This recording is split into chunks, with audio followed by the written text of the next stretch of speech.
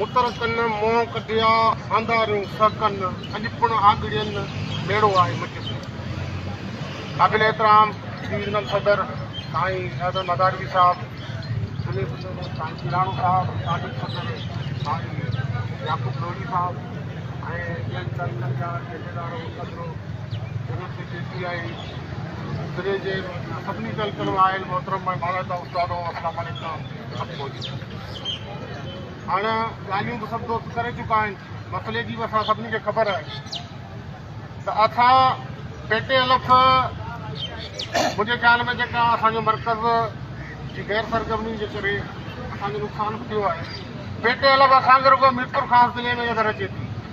ॿियनि ज़िलनि जी भेट में, छो ही असांजा जाम रिकॉर्ड कम ज़िले ऐं डिवीज़न कराया आहिनि। अपग्रेडेशन जो मसइलो हुजे, उस्तादनि जी बायोमेट्रिक जो मामिलो हुजे या टाइम स्केल जो जा केस हुजनि, जाम असांजा कम थिया आहिनि, रिकॉर्ड कम थिया आहिनि। उहो उन करे थिया आहिनि जो असां मुताद आहियूं, असां सरगर्म आहियूं, असांजो ज़िलो असांजी डिवीज़न सरगर्म आहे। सो अर्ज़ु करण जो मतिलबु इहो आहे, इन करे पेटे अलफ़ जे असांजे डिवीज़न जे सदर सां दुश्मनी उन करे जो सरगर्म में कमु वठे थो, हालांकि सॼी सिंध में माठार लॻी पई आहे। तव्हां ॾिसो था सोशल मीडिया जो दौरु, केरु कंहिंखां ॻुझो पालो कोन्हे, त सबबु इहो आहे जो असांजा जेके हक़ आहिनि हू चाहिनि था त जीअं ॿिए पासे माठार आहे त मीरपुर में बि माठार जे मीठो खां मिले थी। मुंहिंजे ख़्याल में इहा सिंध जी बदनसीबी थी आहे, ख़ासि तौर ते त असांजो जेको उस्ताद आहे, कल्ह जा जेके क्लार्क थिया आहिनि जेके उहे 17 में थी आहिनि, ऑफिसर प्रेसिडेंट थी विया आहिनि, उहे थिया आहिनि 2012 में जी अपॉइंटमेंट थिया आहिनि। असांजो उस्ताद 30-35 साल सर्विस करे पियो, अञा सर्विस स्ट्रक्चर कोन ठहियो आहे, असांजो उस्ताद अञा मूंखे आहे। उस्ताद सिंध जो ॾाढो लावारस निगण कोन्हे करे आहे जो हिते अख़लाक़ी ज़रूरत ई कोन्हे, का फज़ीलत ई कोन्हे। असांजे जेके मथां सेक्रेटरीट में असांजे डिपार्टमेंट जा कामरा वेठा आहिनि, हर ड्यूटी जेका उस्ताद ॿीणी करे थो, ॿीणी मज़ूरी करे थो, छा कोने जी ड्यूटी हुजे, सेंसस जी ड्यूटी हुजे, इलेक्शन कमीशन जी ड्यूटी हुजे, रज़ाकाराना तौर ते असांखां पोरियूं ॿीणूं वठनि था ऐं वरी हुननि जो शक बि असां ते आहे ऐं उहे असांखे नाल बि सम्झनि था। असांजो डिपार्टमेंट जेको हिननि जी बदनसीबी बि आहे त असांजो जेको हिकिड़ो चूंडियल सियासी माण्हू टक जो लोफर, उहो बि चेयरमैन जो अची चयो, वरी मीडिया वारा दोस्त चयो छापो आहे, छापो किथे मख़सूस जॻहियुनि ते लॻंदो आहे, स्कूल विज़िट थींदा आहिनि, त असां उहे सभु शयूं झूठो बर्दाश्त कयूं था। उन हूंदे जेकॾहिं असांजो को अॻवान असांखे जाइज़ असांजो मसइलो जो खणी वञे थो दीदड़ जहिड़नि कामोरनि ॾांहुं, त हुननि खे अखियुनि में कंडे जीअं चुभे थो,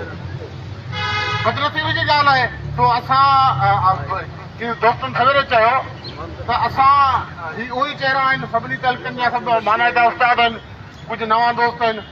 उहे ई दोस्त आहिनि जेके पेटे अलफ़ खे हलाइनि पिया, उहे ई मुख़लिफ़ आहिनि। अॼु जो उहो ॾींहुं असां काफ़ी दोस्तनि खे चयो जो अॼु आख़िरी ॾींहुं आहे, आख़िरी ॾींहं में केॾांहुं कोन निकिरबो, हीअं थींदो हू थींदो। बहरहाल जेके मुख़लिफ़ पेटे अलफ़ सां दोस्त उहो सभु तव्हां आहियो जेके अॼु स्कूल जे आख़िरी ॾींहं ते सभु अची साईं डिवीज़न सदर सां, ज़िले सदर सां गॾु वेठा आहियो।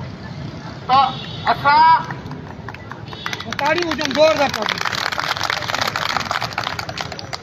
असां कलम जा धणी आहियूं, उस्ताद आहियूं, सिंध जे शऊर खे डेवलपमेंट करण वारा माण्हू आहियूं, असां वटि फज़ीलत आहे,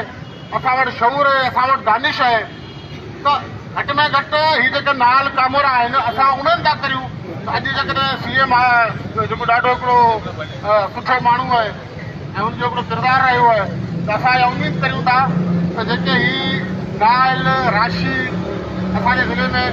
जेको दीदड़ साहिबु आहे, ऐं अफ़सोस थिए थो त हिते उस्ताद जो पुटु आहे, चवंदे बि अफ़सोस थिए थो, इनखे फौरी तौर ते हटायो वञे। असां डिवीज़न ऐं ज़िले सां हर वक़्तु गॾु आहियूं, हिननि जे हर के जेको खॾ ते असां हुकुम ते लॻाईंदासीं ऐं आऊं उमेदु करियां थो तव्हां जेको हीउ पंहिंजो एहतजाज पुरमन आहे ऐं इहो आख़िर ताईं तव्हां सभु गॾु हूंदा। महिरबानी।